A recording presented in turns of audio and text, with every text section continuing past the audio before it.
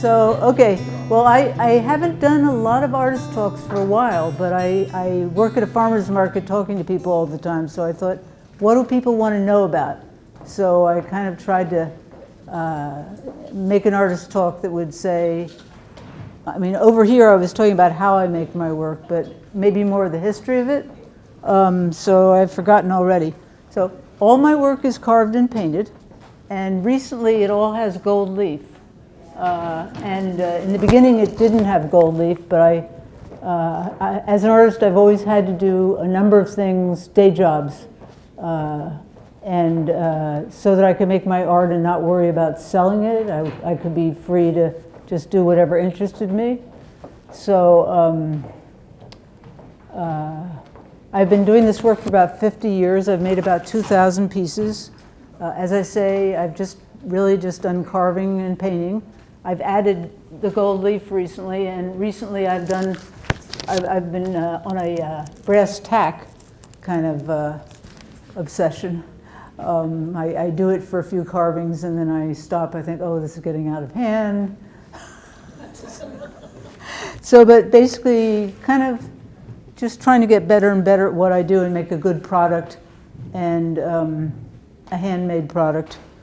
So you might call me, I prefer to call myself self-taught, but I also say I'm a folk artist, but there's so many little fights within the field of folk art doesn't exist anymore, folk art is dead or whatever. There's outsider art, I'm not an outsider art. I'm just kind of doing my own thing, self-taught, and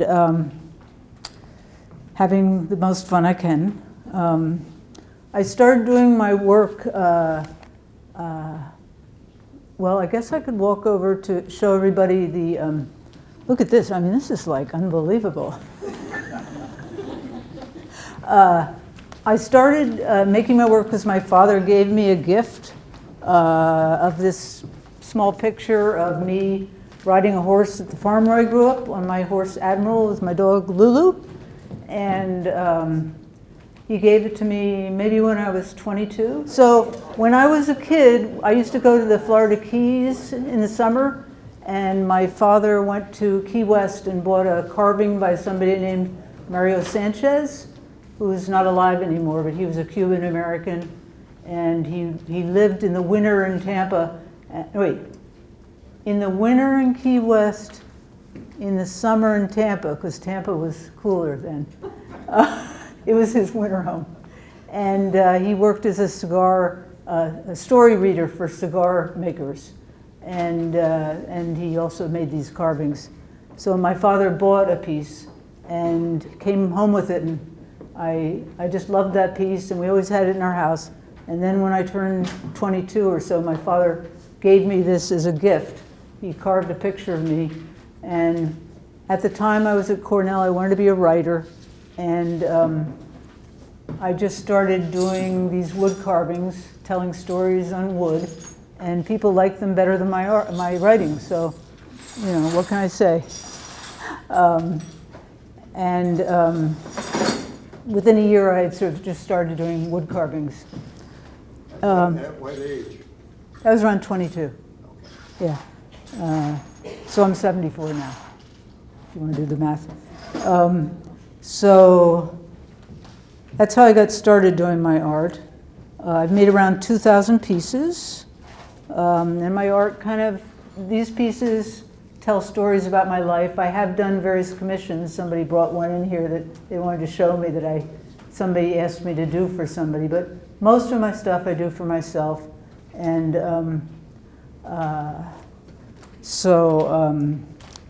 I would keep a piece maybe from every year, or there are about 47 pieces here. Some of them are clustered in the same year, and some of them are more recent. So they're a number from 2023 or so.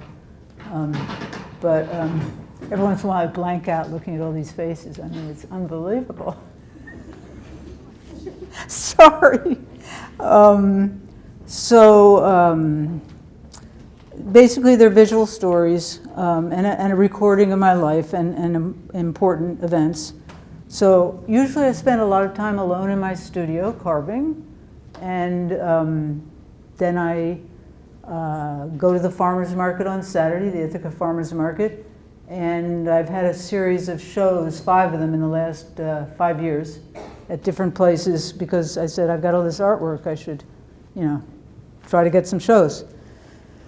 So I grew up in Bucks County, Pennsylvania, near Philadelphia, and it's kind of an area, at the time it was very rural. It's been very developed now, and very Mennonite, a lot of craftspeople, and I've just seen a lot of nice stuff that I guess when I started using my hands, I thought, wow, that's kind of an honor to make something really good and just leave it behind when you go.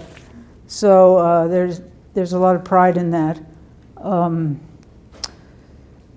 At the time I started to carve, I had graduated from Cornell and I was working in for Historic Ithaca, renovating a large hotel called Clinton House, and I was desperate to learn carpentry skills, and nobody would let me learn carpentry skills.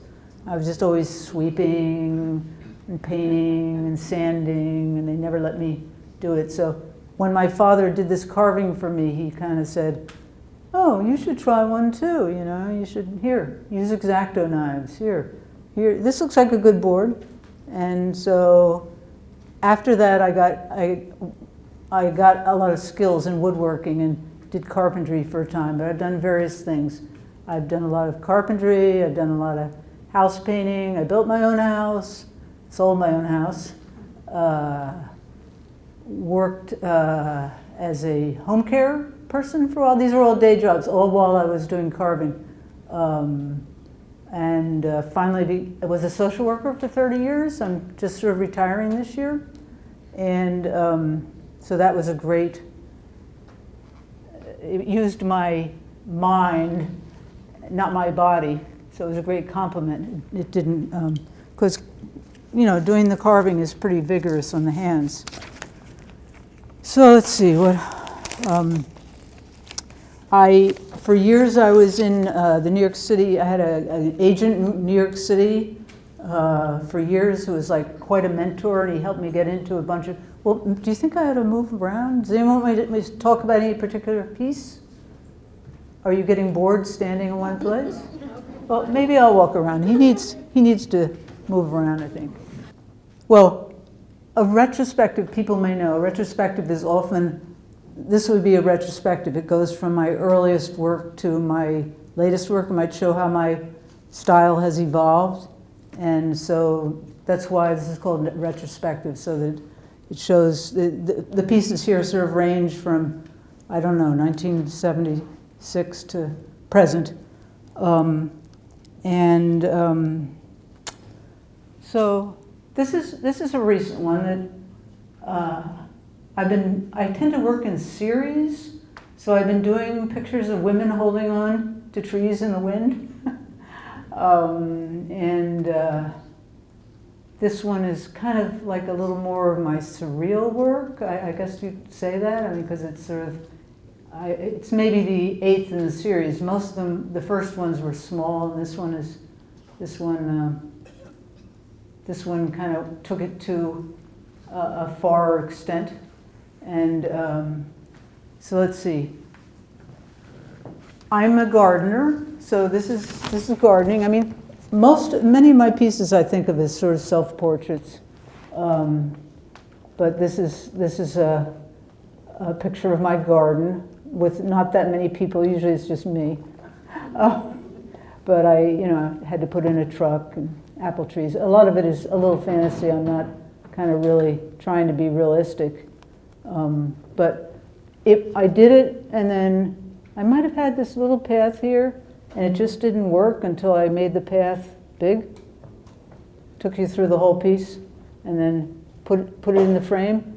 So I was saying to people over here, oftentimes I'll paint them and I realize something's just not quite right. It needs a little more pizzazz. So once this got in there, it just worked.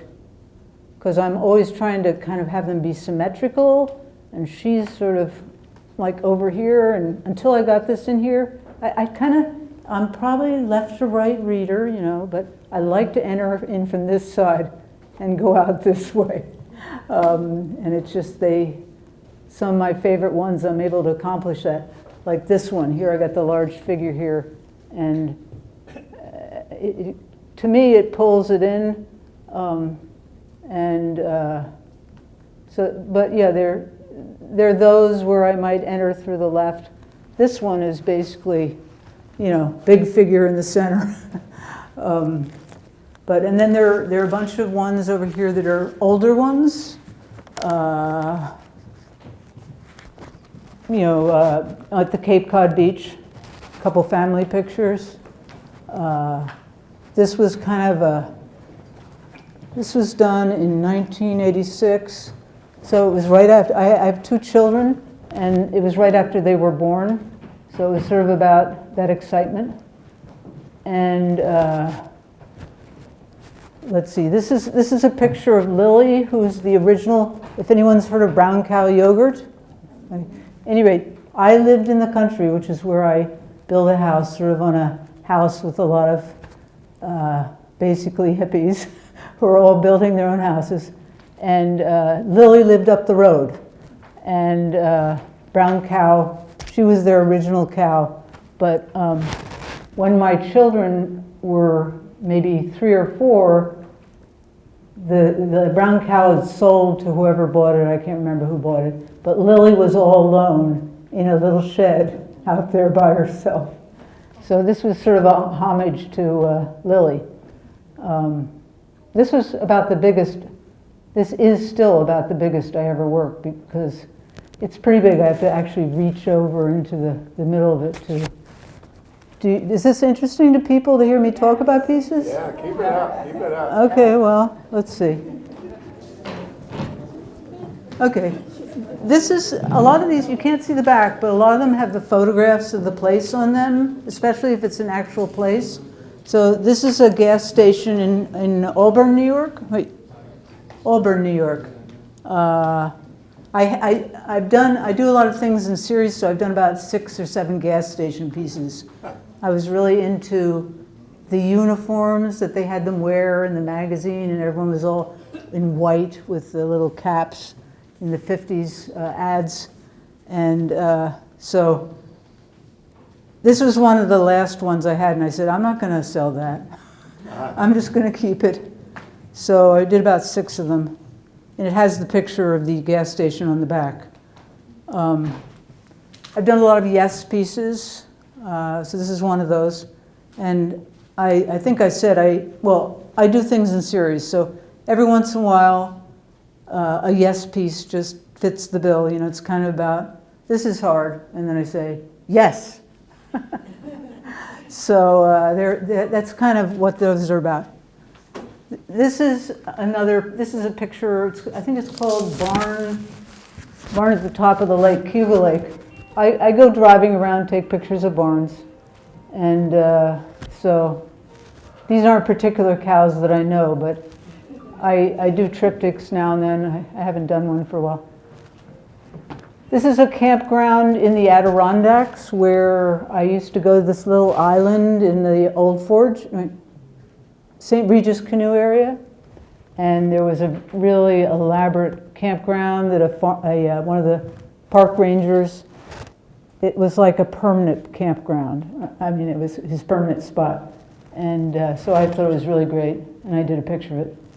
And was camping with my kids. This was done around the same time, 97. These are probably both from that summer of camping at that little island. And then this is part of a series around Y2K when they were worried that the computers wouldn't know what to do when we turned to 2000 and would everything fall apart. I did about 10 in that series, and the clocks are all set to 5 minutes of midnight. And again, this is one of the last ones I had, and I said, I'm not going to get rid of that. Here's one from Cape May, a birding trip. went down there a couple times. And that kind of got me started in birds, which now I'm doing. I kind of tend to do a lot of birds, which went into crows. And this is a piece of called Cuba Lake Cliffs. It's sort of I spend time on Cuba Lake. I'm a sailor too, so I really like that feeling you get when you're sort of there and all of a sudden the geese go overhead. And it's like, whoa. So it's trying to capture that feeling. I don't eat hot dogs, but it seemed a very recognizable food to be cooking over a fire. So I do take liberties. This one was to celebrate turning 50, about carrying suitcases and being in transit. So metaphorical. I did a few that were of that sort with suitcases. But I haven't done any for a long time. Okay, so this is the Red Robin Diner, which was, for years was in maybe Johnson City, right near Binghamton. And it was sort of an iconic diner, and it went out of business 3 or 4 years ago. And somebody bought it and was doing more, not diner food, but I don't think they've opened yet. But this one, each one I can kind of remember how I did it. This one is called the Calf Barn, just driving over the hills in Greene, New York. I kept seeing this barn with this open door, and when I would go by, and so I finally stopped. Now I probably wouldn't do it because people are shooting each other. But then I went, I knocked and said, hello, hello.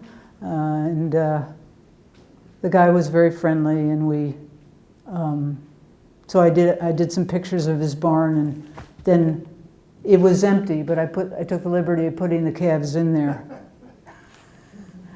And you know, a trip to the Southwest, kind of on the top, the one in the bottom, a number of ones I did of a woman sleeping with dogs protecting her. These kind of are like, they were done in 2019, before all the craziness in our country, but thinking about the division. This is about that actual division.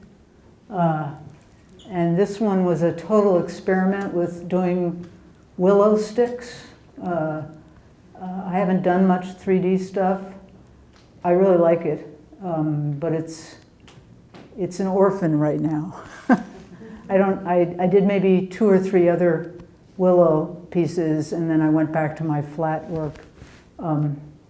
This one actually dropped once in my farmer's market booth, flat on the face and held together. So it's always, I take it as a matter of pride that they're that.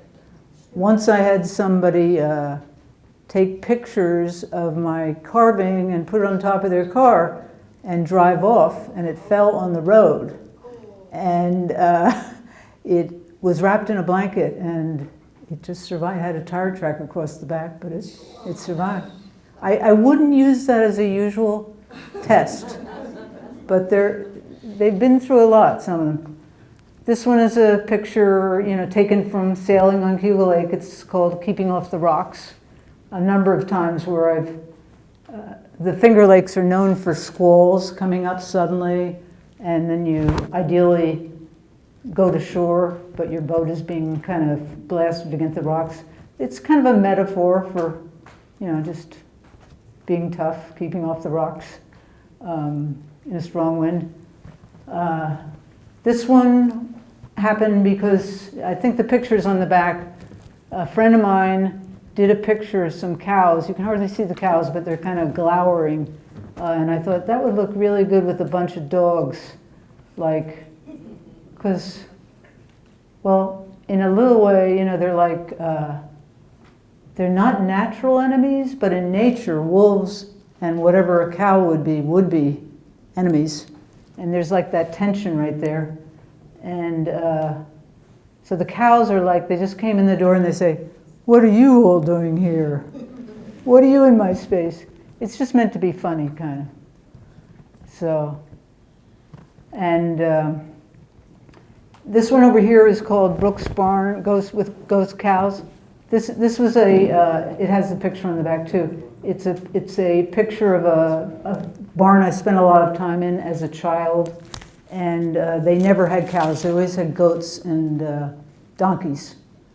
But one time when I went to see my friend whose farm it had been, she showed me a picture of there was like an Amish family that had built the barn and the house, and they had a picture of them. So this is sort of in honor to what it probably was before it was first goats and donkeys, but after that, when I went and did this picture, did the drawing, it was empty. Well, and then I've been doing these new ones that are just kind of people and crows. It's sort of about chaos. It's about partly getting older. It's about just kind of surrendering, floating. This one I think was pretty successful. Why the one white crow? I think it just looked better. I don't worry about reality, you know. They probably started out as black, but again, kind of entering through the left. I think it didn't look right until I had something there to look at. I don't know why I did it. It probably went through many repaints. But then this might not have been the first one in that, but I do sometimes put white crows. And then somebody said to me, "Oh, that's just a ghost crow." So I thought that was good. So, any questions? Do you have a favorite? Do I have a favorite? I don't pick favorites among my children. I'm sorry. Some of them I think have worked better. Some of them, you know. But yeah, I like them all in different ways. I like my dog and cat ones, but maybe I just like the most recent thing I'm working on, like I'm doing one now. Do you have a favorite?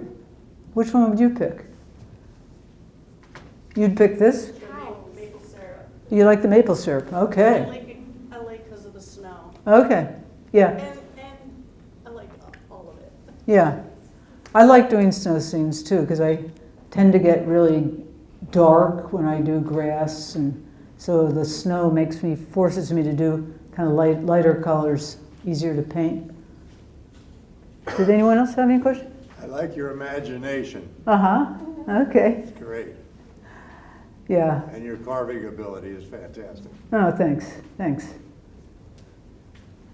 So, no pressure, but anyone else have any questions? You start with a small sketch and then you blow it up on your pine Right. before you carve. Right, many sketches. I try to think before I put it on the wood, how I try to run the sketch so all the long, thin details go with the grain as much as possible, because it's much stronger that way, otherwise it's all going to split off. So, like this one, this doesn't have many thin things. It does have the legs of the dog, but I decided to run it this way, maybe because the trees, maybe because of the garden stuff, and because of the radish green. So I do try. It's much stronger when you run the drawing with the grain instead of against the grain, but it's impossible to always do that. Other questions? Oh, I do. So your paint color is so vibrant. Uh-huh. Wood, how do you achieve that effect? Well, it's many different layers. First I try to get the general color, but I might change that entirely. But it's many different layers, and then I put them on and I wipe them off. I put them on and wipe them off. So there's a certain amount of antiquing there, there might be another word for that, but it's not meant to be antiquing. It's just, it stays in the grain a little. And I often use a little iridescent, but not much. Golden Paints has a little iridescent paint that I don't like it to be too shiny. I do get a lot of feedback that's useful. I don't do something that I don't think is useful. My daughter said, "They're getting too shiny." And I said, "Oh, maybe you're right. Maybe they are a little too much iridescent." But so I think you might see the iridescent too, but I was saying earlier to people over here that what I do is when it's close to done, I bring it into my house into a very dark place, and I just look at it. And if it looks good in low light, it'll look good in bright light. So I bring it in, I look at it, I take it out and paint it, I bring it in and look at it maybe 10 times. And then I decide it's done. So, or I'm just tired out. But yeah, painting is the hardest thing. Painting and drawing. Carving is very mechanical.